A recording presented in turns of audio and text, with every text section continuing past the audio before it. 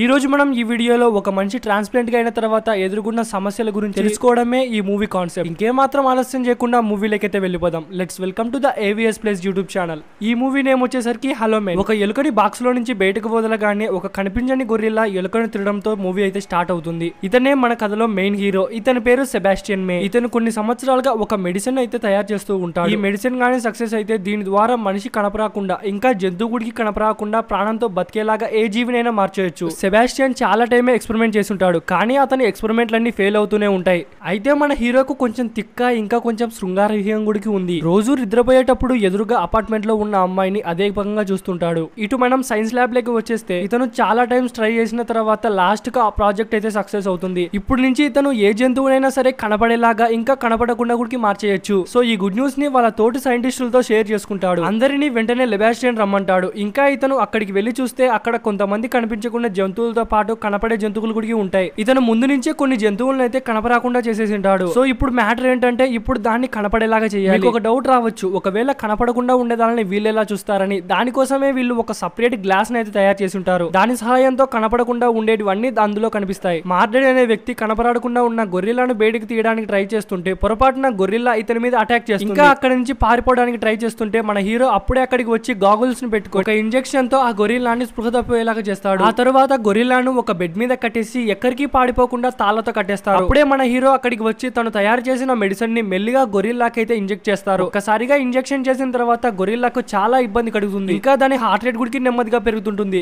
కానీ నెమ్మదిగా దాని స్కిన్ టెక్స్చర్ అనేది పెరుగుతుంటుంది. కానీ చివరిగా సడన్ గా ఏమైందో తెలియదు, కానీ ఆ గొరిల్లా చనిపోవడం దగ్గరికి వెళ్తుంది. అదే టైంలో గుండెల మీద షాక్ ఇవ్వగానే గొరిల్లా మళ్ళీ నార్మల్ అవుతుంది. ఇంకా దాని శరీరం గుడికి నెమ్మదిగా కనిపిస్తుంటుంది. ఇది చూసిన తర్వాత అక్కడున్న సైంటిస్టుల కళ్ళల్లో మొత్తం ఆనందం నిండిపోతుంది. బికాజ్ వాళ్ళు చాలా ఏళ్ల నుంచి కష్టపడుతున్నారు. లాస్ట్ కి అయితే ఆ ప్రాజెక్ట్ అయితే సక్సెస్ అయింది. దీంతో ఆ టీం మొత్తం ఆ రోజు రాత్రి టీం లంచ్ కోసం ఇంకా అక్కడున్న వాళ్ళందరినీ పిలిచి ఒక పెద్ద పార్టీనే చేసుకుంటారు. తర్వాత రోజు మిలిటరీ వాళ్ళతో అయితే మీటింగ్ ఉంటుంది. ఇంకా మిలిటరీ వాళ్ళు కేవలం మీరు తయారు చేసిన వెపన్స్ అన్ని ఆర్మీకే ఇవ్వాలనడంతో వెంటనే సెబాస్టియన్ మేము తయారు చేస్తున్న ప్రాజెక్ట్ ఇంకా కంప్లీట్ కాలేదని అబద్ధం చెప్తాడు. ఇంకా మాకు ఈ ప్రాజెక్ట్ ని కంప్లీట్ చేయడానికి దాదాపు 2 months టైం అయితే కావాలని అడుగుతాడు. అప్పుడే ఆర్మీ వాళ్ళు రిప్లై ఇస్తూ మీరు ముందుగానే చాలా టైం తీసుకున్నారు, ఇంకా ఎక్కువ టైం తీసుకుంటే ఈ ప్రాజెక్ట్ ని వేరే వాళ్ళు హైర్ చేసుకోవాలని సీరియస్ వార్నింగ్ ఇస్తారు.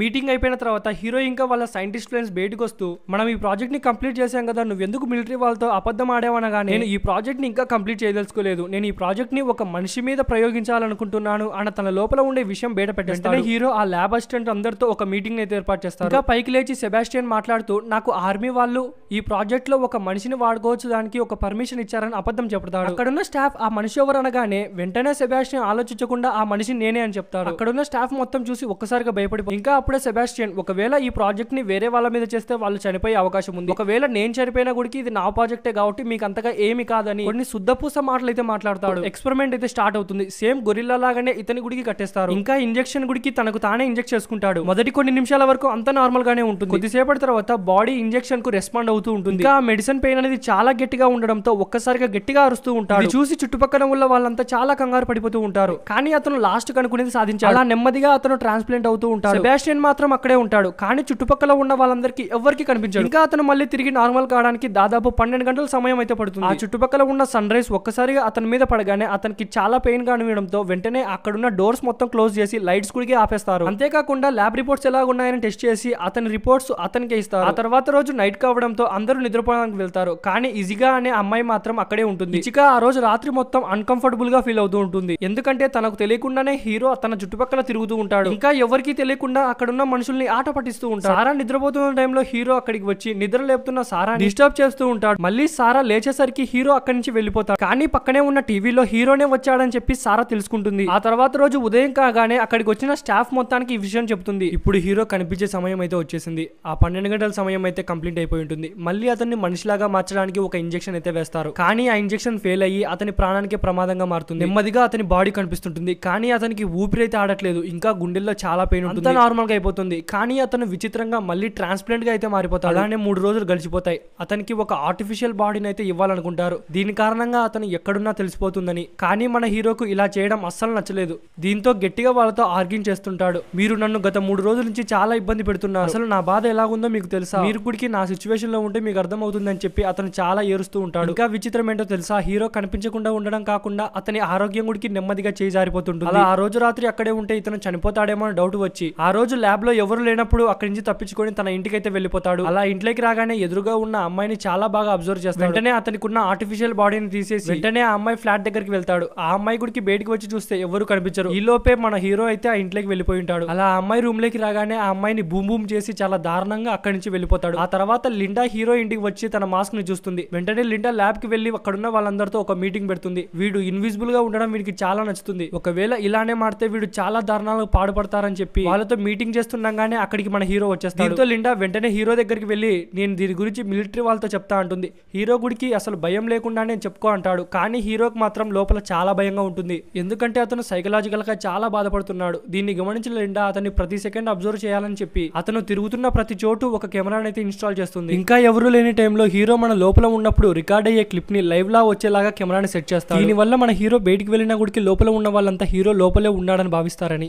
ఆ రోజు రాత్రి ల్యాబ్ లో ఎవరికి అనుమానం రాకుండా మన హీరో లిండా ఇంటికి అయితే వస్తాడు. అప్పుడే మన హీరో ఒక చేదు నిజాన్ని అయితే తెలుసుకుంటాడు. ఆల్రెడీ మార్ట్ ఇంకా లిండా రిలేషన్షిప్ లో ఉన్నారని మన హీరోకు తెలిసిపోతుంది. ఇంకా అతను చాలా కోపడుతూ ఉంటాడు. బికాస్ లిండాను హీరో చాలా ఇష్టంగా ప్రేమించుంటాడు. ఇన్ని ఘోరాలు ఒక్కసారిగా చూసేకల్లా అతనికి చాలా కోపం వేసి పక్కనే ఉన్న స్టోన్ తీసుకొని అక్కడే కిటికీకి ఉన్న అద్దాన్ని పగలగొట్టేస్తాడు. ఇది గమనించిన లిండా వెంటనే ల్యాబ్ కు కాల్ చేసి ఇక్కడ హీరో ఉన్నాడా అడుగుతుంది. అక్కడ ఆల్రెడీ రికార్డ్ అయిన క్లిప్ ను చూసి అతను హీరో ఇక్కడే ఉన్నాడని చెప్పి కన్ఫర్మ్ చేస్తాడు. ఇక మన హీరో గుడికి తిరిగి ల్యాబ్కి వచ్చేస్తాడు. ఇంకా పక్కనే ఉన్న కుక్క పిల్లని చాలా దారుణంగా చంపేస్తాడు. ఆ తర్వాత రోజు సారా అనిమల్స్ అన్నిటికీ ఫుడ్ తిట్టడానికి వస్తుంది. ఇంకా అక్కడ కుక్క చనిపోయింది గుడికి చూస్తుంది. వెంటనే హీరో దగ్గరికి వెళ్ళి నీకేమన్నా తెలుసా అనగానే హీరో నాకేం తెలియదంటారు. అయినా గుడికి సారాకి ఎందుకు అనుమానం వచ్చి వెళ్లి ల్యాబ్ లో ఉన్న సీసీటీవీని చెక్ చేస్తే అక్కడంతా నార్మల్ గానే ఉంటుంది. ఆధారాలేం లేకపోవడంతో హీరోని గుడికి వాళ్ళు ఏమనరు. ఆ రోజు రాత్రి గుడికి మన హీరో లిండా ఇంటికి వెళ్తాడు. కానీ లిండాకు అక్కడ ఎందుకు అనుమానం వస్తుంది. ఇక ఫోన్లతో అయ్యే పని కాదని చెప్పి డైరెక్ట్ గా లిండాని ల్యాబ్ కు వెళ్తుంది. అక్కడ సీసీటీవీని చెక్ చేస్తే మన హీరో అక్కడే ఉంటాడు. కానీ ఎందుకో అనుమానం వచ్చి బెడ్ దగ్గరికి వెళ్ళి చెక్ చేస్తే హీరో ఇదంతా ప్లాన్ ప్రకారం రికార్డింగ్ క్లిప్లు అక్కడే పెట్టాడని చెప్పి లిండాకు తెలిసిపోతుంది. కండిషన్ చేయి జారిపోతుందని తెలుసుకున్న లిండా వెంటనే సీనియర్ డాక్టర్ కి ఇదంతా చెప్పాలనుకుంటుంది. ఆ తర్వాత రోజే లిండా ఇంకా మాట ఇద్దరు కలిసి జరిగిన విషయం మొత్తాన్ని సీనియర్ డాక్టర్ కి అయితే చెప్పేస్తారు. డాక్టర్ చాలా కోపంతో లాస్ట్ మీటింగ్ పెట్టి వాళ్ళిద్దరిని ఆ ప్రాజెక్ట్ లోంచి తీసేయాలనుకుంటాడు. ఇంకా ఈ విషయాన్ని వెంటనే ఫోన్ ద్వారా ఆర్మీ వాళ్ళకు చెప్పాలనుకుంటాడు. కానీ ఇతని దురదృష్టవశాతం అప్పుడే ఫోన్ పనిచేయకుండా పోతుంది. ఎందుకంటే అప్పుడు లోపలే మన హీరో అక్కడికి వచ్చేసి ఇతను వాడే ఫోన్ ని కట్ చేసి ఉంటాడు. ఇంకా సీనియర్ డాక్టర్ బయటికి రాగానే అతన్ని స్విమ్మింగ్ పూల్ లెగ్ తూసేసి చాలా దారుణంగా చంపేస్తాడు. ఆ తర్వాత లిండా ల్యాబ్ కు వస్తారు. ఇంకా సీనియర్ డాక్టర్ కాల్ కోసం వెయిట్ చేస్తూ ఉంటారు. డాక్టర్ చనిపోయాడు కాబట్టి అక్కడి నుంచి ఎటువంటి కాల్ అనేది వీళ్ళ దగ్గరికి రాదు. ఇంకా లిండానే వెయిట్ చేసి అలసిపోయి డాక్టర్ కి కాల్ చేస్తుంది. అప్పుడే లిండాకు డాక్టర్ చనిపోయాడన్న సంగతి కూడా తెలిసిపోతుంది. ఇక వెంటనే ఈ ప్రాజెక్ట్ గురించి ఆర్మీ వాళ్ళకు తెలియజేయాలనుకుంటుంది. ఎందుకంటే కేవలం అక్కడున్న వాళ్ళకి మాత్రమే హీరో మాయమయ్యాడని తెలుసు. కానీ అతను చేసే దారుణాలు ఎవరికి తెలియదు. ఇంకా దారుణాలన్నీ కేవలం లిండాకు మాత్రమే తెలుసు. లిండా ఇంకా మార్ట్ ఇద్దరు లిఫ్ట్ లో వెళ్తుంటే సడన్ గా లిఫ్ట్ అనేది ఆగిపోతుంది. ఇది చేసింది గుడికి మన హీరోనే. ముందుగానే దీన్ని పసిగట్టి లిఫ్ట్ ని డియాక్టివేట్ చేసేస్తాడు. ఇంకా హీరోకి ఇది తెలియదు కదా ఎలా చేశాడని అక్కడున్న వాళ్ళంతా కంగారు పడిపోతూ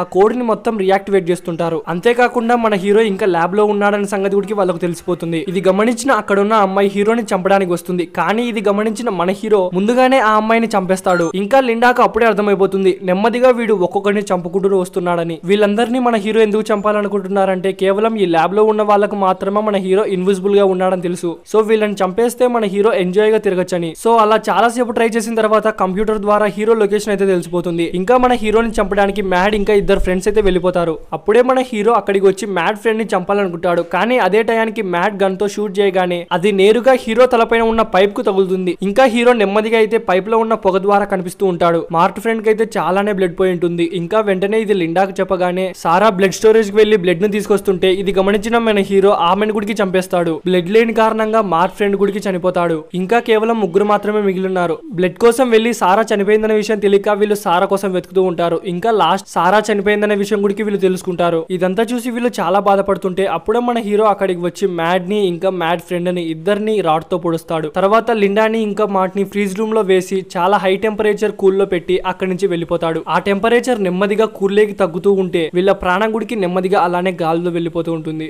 లిండా డోర్ ని పగలగొట్టడానికి తన శక్తులన్నీ యూజ్ చేస్తుంది. కానీ అది చాలా గట్టిగా ఉండడం వల్ల అసలు దానికి మరక అనేది గుడికి పడదు. ఇటువైపు హీరో కెమికల్ అన్ని యూజ్ చేసి ఒక బాంబ్ ని తయారు చేసి టైమర్ ని ఆన్ చేసి అతను బయటికి వెళ్ళగానే పేలిపోయేలాగా సెట్ చేస్తాడు. ఇటువైపు లిండా డోర్ ని ఓపెన్ చేయడానికి చాలా స్ట్రగుల్ పడుతుంది. కానీ లాస్ట్ లో మ్యాగ్నెటిక్ సహాయంతో చాలా తెలివిగా ఆ డోర్ నుంచి ఓపెన్ చేస్తుంది. కానీ మ్యాడ్ మాత్రం చాలా చల్లగా అయిపోయి ఉంటాడు. తరువాత లిండా హీరో ఎక్కడికి వెళ్తున్నాడో వెతుకుతూ ఉంటుంది. ఇంకా లాస్ట్ కు అతను ఎక్స్లేటర్ లో వెళ్ళడం కనిపిస్తుంది. ఇది గమనించిన లిండా ఫైర్ వ్యాక్ తో అతని మీద ఫైర్ అటాక్ చేస్తుంది. దీంతో హీరో బాడీ మొత్తం కాలిపోతూ ఉంటుంది. బాగా గాయపడిన హీరో లిండాపై రివెంజ్ తీర్చుకోవాలనుకుంటాడు. తర్వాత లిండా పైప్ లైన్ కి బొక్క పెడుతుంది. దీని ద్వారా హీరో ఎక్కడున్నాడో కనిపిస్తాడని. హీరో లిండానికి చంపడానికి ట్రై చేస్తుంటాడు. ఆఖరి నిమిషంలో చనిపోతాది లిండా అనే టైంలో మ్యాడ్ అక్కడికి వచ్చి హీరో తల మీద రాడ్తో ఒక గట్టిగా కొడతాడు. దీంతో హీరో అక్కడే పడిపోతాడు. లిండా ఇంకా మ్యాడ్ అక్కడి నుంచి తప్పించుకోవడానికి ట్రై చేస్తుంటే హీరో మళ్ళీ లేచి ఐరన్ రాడ్ అటాక్ చేస్తాడు. ఇది గమనించిన మ్యాడ్ హీరోని తోసిస్తాడు. హీరో డైరెక్ట్ గా వెళ్లి ప్లగ్ బాక్స్ మీద పడతాడు. అతనికి కరెంట్ షాక్ ఎక్కి గిలగిల కొట్టుకొని అక్కడే పడిపోతాడు. వాళ్ళిద్దరూ అక్కడి నుంచి ఎస్కేప్ అవుతూ ఉంటే హీరో తయారు చేసిన బాంబ్ ని చూస్తారు. ఇంకా అది ఎంతసేపు ట్రై చేసినా గుడికి డియాక్టివేట్ కాకపోవడంతో మనం గుడికి చనిపోతామని తెలిసి అక్కడి నుంచి తప్పించుకోవడానికి ట్రై చేస్తారు. అక్కడి నుంచి ఎవరు తప్పించుకోకుండా హీరో చుట్టుపక్కల ఉన్న డోర్లు మొత్తం క్లోజ్ చేస్తారు. ఇంకా ఎలివేటర్ ఎక్కుదామని చూస్తే ఎలివేటర్ పనిచేయకుండా పోతుంది. ఇక చేసేదేమి లేక లిండా ఇంకా మార్ట్ లిఫ్ట్ లో ఉన్న నిచ్చెనని ఎక్కుతుంటారు. అలా వాళ్ళిద్దరు నిచ్చెన ఎక్కుతుండగానే బాంబ్ ఒక్కసారిగా బ్లాస్ట్ అయిపోతుంది. కరెక్ట్ గా అదే టయానికి చనిపోయాడన్న హీరో మళ్ళీ వచ్చి లిండా కాల్ని కిందికి లాగుతూ ఉంటాడు. ఇది గమనించిన లిండా అతనికి వెంటనే కిస్ పెడుతున్నట్టు పెట్టి లిండా ఎదురుగా ఉన్న వైర్ లిఫ్ట్ కు కనెక్ట్ అయి ఉంటుంది. వీళ్ళిద్దరైతే లిఫ్ట్ మీద నిలబడిపోయి ఉంటారు. ఇంకా లిఫ్ట్ ఊడిపోవడానికి కింద ఉన్న ఎలిగేటర్ బటన్ నొక్కగానే మన హీరో మంటల్లో పడి చాలా దారుణంగా చనిపోతాడు. ఇటువైపు లిండా ఇంకా మార్ట్ ఇద్దరు కలిసి అక్కడి నుంచి ఎస్కేప్ అయి చాలా సంతోషంగా ఉంటారు. సో మూవీ అయితే ఎండ్ అయిపోయింది. ఇంతవరకు చూసారంటే ఖచ్చితంగా నచ్చే ఉంటుంది కదా. ఈ వీడియో చేయడానికి నాకు దాదాపు 10 days టైం పట్టింది. ప్లీజ్ నా కోసం ఆ 10 days ఎఫెక్ట్ కోసం అన్న లైక్ చేయండి. సో లైక్ చేయడం వల్ల ఈ వీడియో నాకు చాలా మోటివేషన్ గా ఉంటుంది. సో సబ్స్క్రైబ్ చేసుకోవడం వల్ల నేను పెట్టే వీడియోలు మీరు డైరెక్ట్ గా ఫోన్లోకి రావడం పాటు నాకు ఒక మంచి పేరు కూడా వస్తుంది. అండ్ ఇంకొక మంచి వీడియోతో కలుద్దాం. Bye bye.